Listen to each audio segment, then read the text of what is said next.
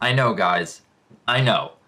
I know. I missed an incredible episode this past weekend of My Hero Academia, Season 2, Episode 16, and I feel so bad that I wasn't able to talk about it the day it came out this past Saturday.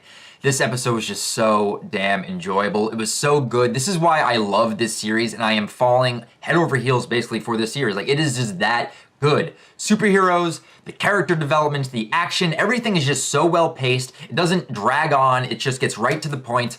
I'm loving My Hero Academia, I'm loving this episode, and I am loving the character Stain. There is so much to talk about for this episode, but I do want to mention just real quick for you guys, even though I was away this past Saturday and wasn't able to review it on time, I did actually get some My Hero Academia down in San Diego. I actually got to go to the English dub Funimation panel for My Hero Academia and got to see, the English voice actors of All Might, Chris Sabat, and also for Deku, Justin Briner talk about the dub, how much they enjoy voicing these characters, and when the English dub will return, picking up the second half of this season.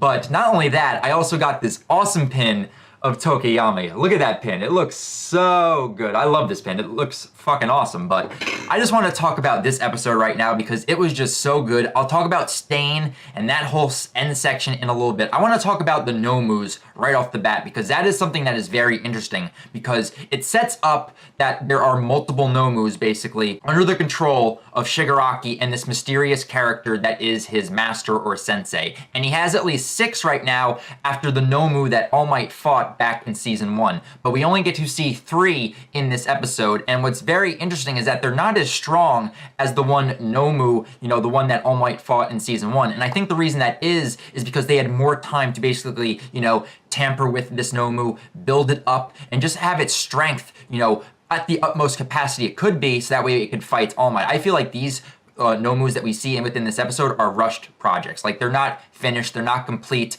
and they are just disgusting looking motherfuckers. Like, they honestly are disgusting. The noises they make, these are tortured souls. And if they are anything like the previous Nomu who looked human before, I feel so bad for these guys that had to go through this hell, experimentation just to have multiple quirks within them and just to be deformed demon-like spawns under the control of Shigaraki, who is basically a child at this point because throughout this episode, he is just basically like a child. Even when he's talking with his sensei, he's like, give me these Nomus, that way I can destroy what I don't like. Like, he's not mature in any sense of the word. Like, he is a child, and giving a villain-type child the reins of mass destruction just spells bad things to come. But I am still very interested in the growth of Shigaraki's character because he kind of mirrors Deku in a way, because as Shigaraki is trying to grow into the villain role, we have Deku in this episode firmly growing into the hero role. So now let's move over to the whole Stain fight with Deku and Ida. Ida getting paralyzed basically right off the bat with Stain's quirk, and then having Todoroki step in. Oh my god. I love this. And I love the fact that it has shown the progression of Deku, learning to control One For All full cowling. And even though, first watching it, I was like, he's getting really used to using his quirk, but I kind of forgive it because I do see the progression in his power. I do understand that he is slowly learning, but you also got to remember too, Deku is smart. He can think on the fly just like that, and that is demonstrated very well within this episode when he slowly figures out Stain's quirk, and then Stain ends up telling him what it was. And so I guess that's just a good time as any just to say we get the reveal of Stain's quirk within this episode, Blood Curdle, or Blood Curdling. Like, this quirk right here is just so damn powerful. One scrape, any type of blood that he's able to get his tongue on, you are paralyzed for up to 8 minutes. And then depending on your blood type, going from O to A to AB and B, least to strongest amount of time it takes for you to get paralyzed, the max of 8 minutes, that is a very powerful quirk. And it just goes to show that with his character, it makes sense why he's using blades. That way he can just cut up his enemies, get his tongue on that blood, just start licking it up off the blade. And then once his foe is paralyzed, he has all the time in the world of 8 minutes to basically do whatever he wants, paralyze, dismember, kill. He can do anything to these heroes that he's hunting down. But the fight between Deku and Stain was just so good. Seeing him go underneath his legs, popping up, being so fast. He's got Ida's speed basically with 5% of One For All that he's using. But even though he's kind of unmatched, he gets grazed a little bit and he ends up getting paralyzed.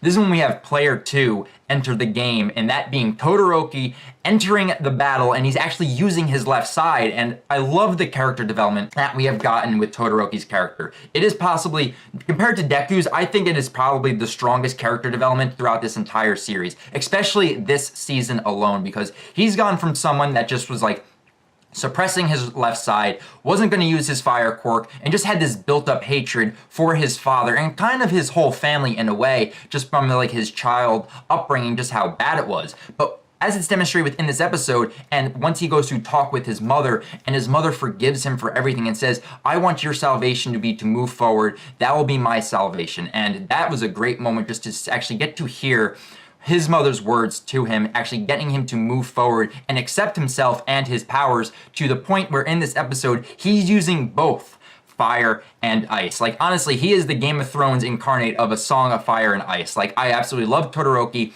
possibly the most well-developed character throughout this entire series, and just getting to see him go toe-to-toe with Stain using fire and ice. There are some close calls where he gets scraped, basically, by his scar. Stain almost licked it, and then activating his fire, he goes away. Like, it is, like, really, really good. But I like that they actually don't actually show the kids, you know, heroes in training, kind of overpowering Stain, because he kind of does have this whole battle in his control. Todoroki and Izuku are doing the best they can to subdue him, or at least hold him off until more pro heroes arrive. And I really do like that within this episode. It's like, sure, they're able to get a few hits on him, but they're not actually, you know, winning and having the, you know, the advantage during this battle. And that is demonstrated very well throughout this, because they're on the ropes, basically. Deku is basically getting paralyzed by the end of this episode thanks to Stain's quirk, and it's up to Todoroki to try to just like keep him at bay with his fire and ice.